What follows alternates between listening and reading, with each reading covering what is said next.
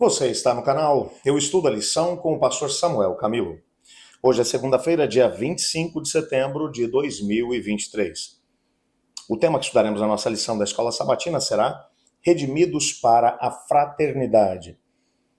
O nosso estudo de hoje vai se basear no capítulo 2 da Carta aos Efésios, mas eu gostaria de ler pelo menos os primeiros versículos ali do capítulo 2. A partir do verso 1, que diz: Ele nos deu vida, estando nós mortos nos nossos delitos e pecados, nos quais andastes outrora segundo o curso desse mundo, segundo o príncipe das potestades do ar, do espírito que agora atua nos filhos da desobediência, entre os quais também todos nós andamos outrora segundo as inclinações da nossa carne, fazendo a vontade da carne e dos pensamentos, e éramos por natureza filhos da ira, como também os demais. Mas Deus, sendo rico em misericórdia por causa do grande amor com que nos amou, e estando nós mortos nos nossos delitos, nos deu vida juntamente com Cristo.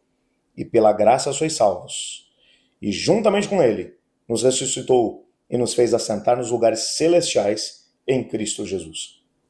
Antes de podermos nos aprofundar um pouco mais no nosso estudo de hoje, gostaria de orar e quero colocar diante do Senhor Deus esse pedido que está no teu coração, meu irmão. Talvez eu não saiba, com certeza, eu não tenho a possibilidade de poder saber qual é esse pedido. Mas Deus sabe tudo que está envolvido nesse mesmo desejo do seu coração. Talvez hoje estou falando para alguém que está precisando de uma cura, alguém que está precisando de uma restauração, alguém que está passando por um relacionamento que foi quebrado, alguém que está clamando por um filho, por uma filha, alguém que está buscando da parte do Senhor Deus uma resposta sobre alguma situação que o preocupa. Eu quero orar junto com você por esse pedido que está aí no teu coração. Mas quero também te lembrar que nessa semana nós estamos orando pelas crianças que fazem parte do clube de aventureiros aqui da Associação Paulistana, ou dos clubes.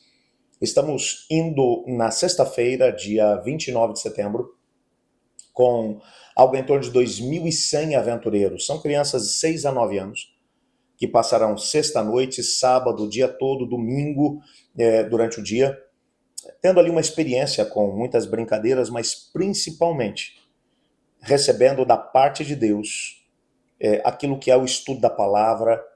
No ano passado, no nosso aventureiro, nós tivemos 548 crianças que tomaram a decisão de se entregar a Jesus.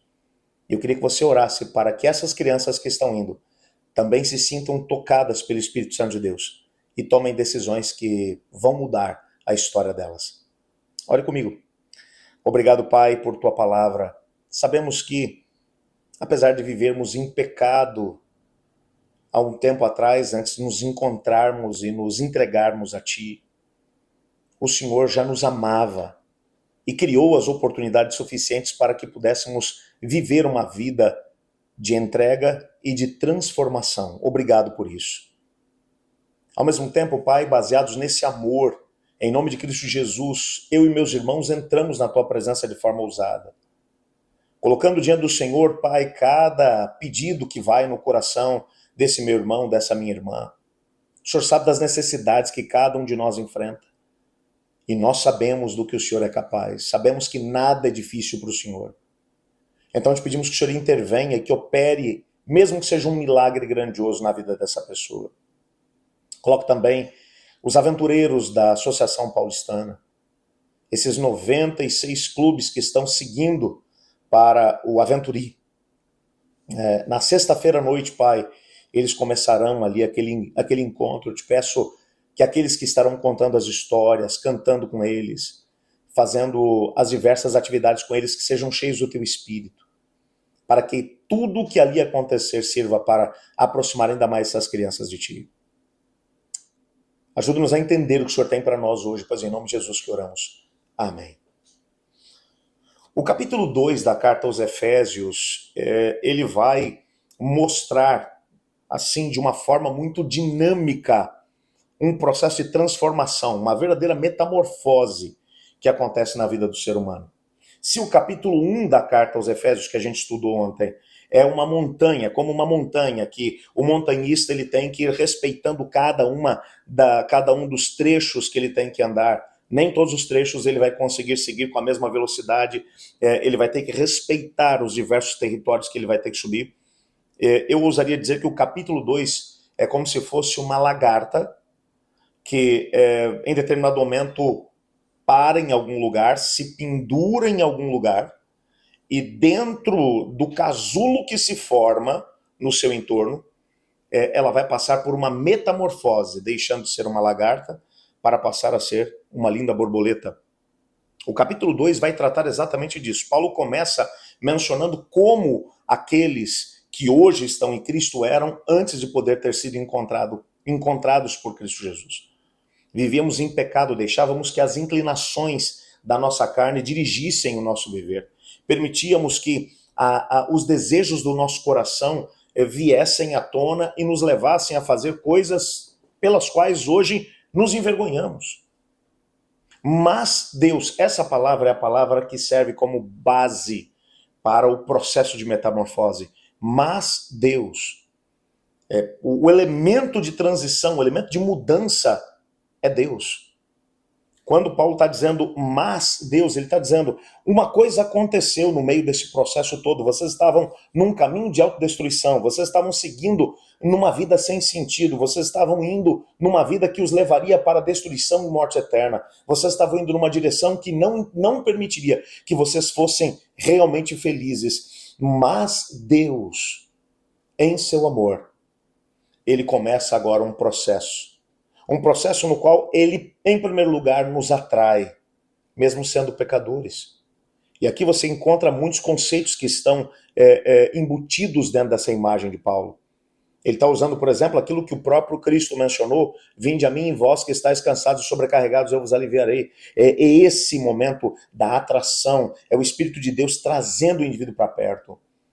Mas não para por aí, mas Deus, ele os atraiu a si mesmo, mas ele também, através do seu Espírito, começou um processo de mudança, que foi também o que Cristo mencionou, vinde e aprendei de mim, que sou manso e humilde de coração, e encontrareis descanso para as vossas almas. Paulo está dizendo a mesma coisa com outras palavras, ele está dizendo, quando você vem a Cristo e a graça dele te encontra, então ela começa um processo de transformação de dentro para fora, movido pelo Espírito Santo de Deus. Ele começa a transformar esses desejos que te impulsionavam para o mal. Ele começa a expulsar esses desejos dentro de você. E isso vai acontecendo de uma forma tão natural que você nem percebe que isso está acontecendo. E então agora, novos desejos começam a surgir no teu coração, os desejos do Espírito, de buscar o fruto do Espírito, de buscar uma mudança de vida, uma transformação de vida. Esse é um processo que dura a vida toda. Paulo vai explicar isso, mas você não precisa ter medo, porque o Espírito de Deus está com você o tempo todo. Esse processo de transformação é como aquilo que está exemplificado pela imagem da lagarta, que durante um tempo está passando por um processo de metamorfose, e então em determinado momento ela se solta do casulo, e então ela vai mostrar a sua beleza ao mundo. E essa beleza que existe na vida cristã, essa beleza que existe na união do pecador com Cristo Jesus, é o que atrai outras pessoas também a Deus. Mas é um processo que tem começo, meio e também fim, porque o apóstolo Paulo, ainda no capítulo 2, ele vai trabalhar a ideia de que esse processo de mudança vai acontecendo, como nós vamos chamando de santificação, até o momento em que Cristo Jesus retorna para poder buscar aqueles que pertencem a Ele. Quando olhamos para a nossa vida, percebemos nitidamente que não temos razão para nos orgulhar daquilo que vivíamos sem Deus. Ah, pastor, mas eu não vivia uma vida de pecado aberto, baixo. Não, às vezes o indivíduo simplesmente vivia uma vida de egoísmo, uma vida centrada em si mesmo. Mas Deus, nesse dia, viva com intensidade essa proximidade com Deus. Celebre as transformações que Ele tem feito na tua vida.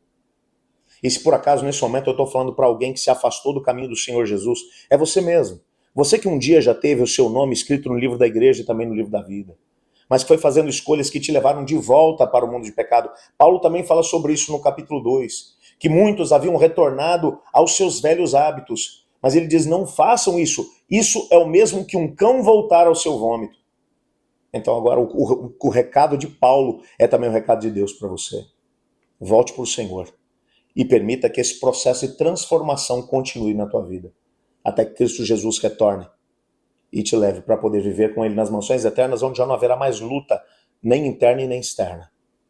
Aonde nossa vontade pecaminosa terá sido completamente transformada por uma vontade santificada pelo Espírito. Deus te abençoe e que Deus te guarde. Eu estudo a lição. E você?